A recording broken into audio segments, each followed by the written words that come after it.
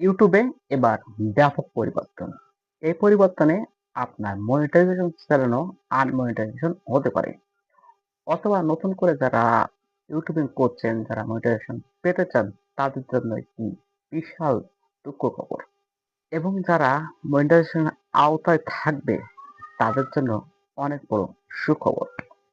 তো দুটো নিয়ে আজকে কিন্তু ফুল ফুল আলোচনা করা হবে।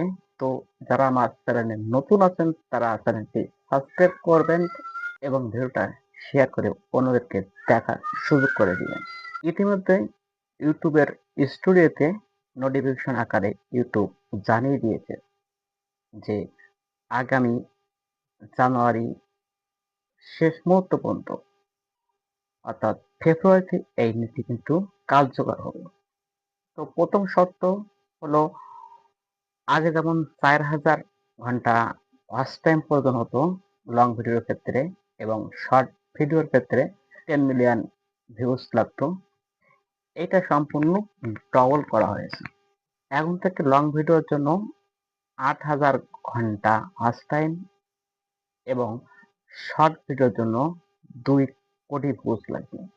শুধু তাই নয়, যাদের চ্যানেল এখন পর্যন্ত মনিটাইজেশন আছে, তাদের যদি তাদের এই 8000 ঘন্টা লং ভিডিওর জন্য ওয়াচ টাইম না থাকে, এবং যদি তারা শর্ট ভিডিও আপলোড করে, তাদের ক্ষেত্রে যদি 2 কোটি ভিউজ না থাকে, তাহলে তাদের মনিটাইজেশন থাকবে, কিন্তু তাদের ইনকাম যুক্ত হবে না।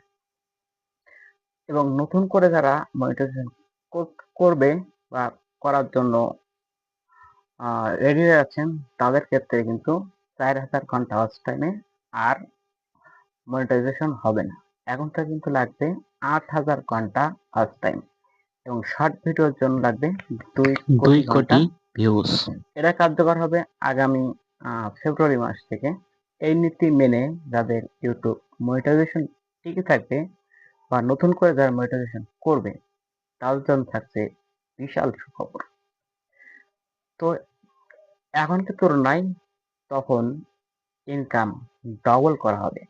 এবং যারা প্রিমিয়াম সাবস্ক্রাইবার ইউটিউবের, যারা অ্যাড না দেখার জন্য টাকা ব্যয় করে প্রিমিয়াম করে নেন, তাদের ক্ষেত্রে যারা টাকা দিয়ে যে প্রিমিয়াম করেন, ওই টাকাটাও কিন্তু 60% ইউটিউবারদের মাঝে ভাগ করে দেবে।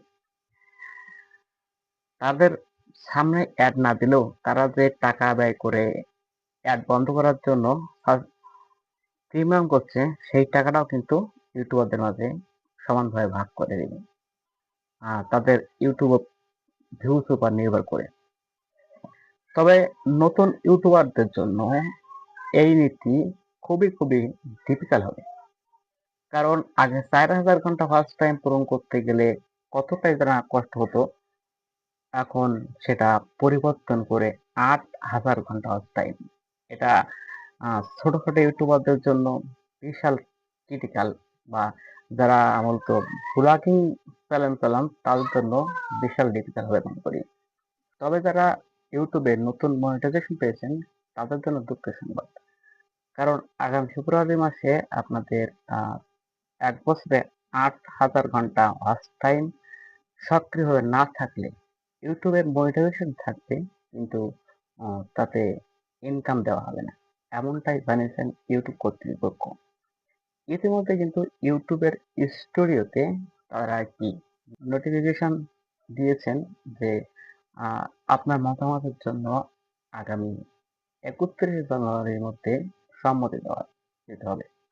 তারা সেটা রিভিউ করে দেখবে। তো ইউটিউবের এই পরিবর্তনে মনে হয় অনেক ইউটিউবাররা বা নতুন যারা ইউটিউবিং করা শুরু করতে চান, তাদের জন্য বিশাল কঠিন হয়ে পড়বে। তো আপনারা যারা আছেন, তারা অবশ্যই ইউটিউবে নিয়মিত ভিডিও আপলোড করে যাবেন। না হলে কিন্তু মনিটাইজেশন চলে যাবে না, কিন্তু ফেব্রুয়ারি মাস থেকে আপনাদের ইনকাম বন্ধ হয়ে যাবে, যদি না 8000 ঘন্টা ওয়াচ টাইম লং ভিডিওর জন্য থাকে এবং শর্ট ভিডিওর জন্য 2 কোটি ভিউজ না থাকে। সেজন্য আপনারা নিয়মিত ভিডিও আপলোড করতে থাকেন, তা নাহলে কিন্তু মোটিভেশন থাকলেও ইনকামটা হবে না। আর যারা নতুন ইউটিউবার আছেন তারা ৪,০০০ ঘন্টা ওয়াচ টাইমের চিন্তা বাদ দিয়ে এখন ডবল ৮,০০০ ঘন্টা ওয়াচ টাইমের আ চিন্তা করে ভিডিও আপলোড করতে থাকেন। তা না তা নাহলে কিন্তু ইউটিউবে মনিটাইজেশন পাওয়া খুবই কঠিন হয়ে যাবে। তো নিয়মিত প্রতি শুক্রবারে লাইভ করা হবে ইউটিউব সম্পর্কে। তো যারা আ আপনাদের প্রশ্ন এবং উত্তর সেই লাইভে দেওয়া হবে এবং আমাদের হোয়াটসঅ্যাপ গ্রুপে আপনাদের আ প্রশ্ন থাকলে সেখানেও কিন্তু আ বলতে পারেন। তো ধন্যবাদ সবাইকে। ভিডিওটা বেশি, বেশি শেয়ার করবেন যাতে আমার মানে মোটিভেশনটা টিকে থাকে আরকি।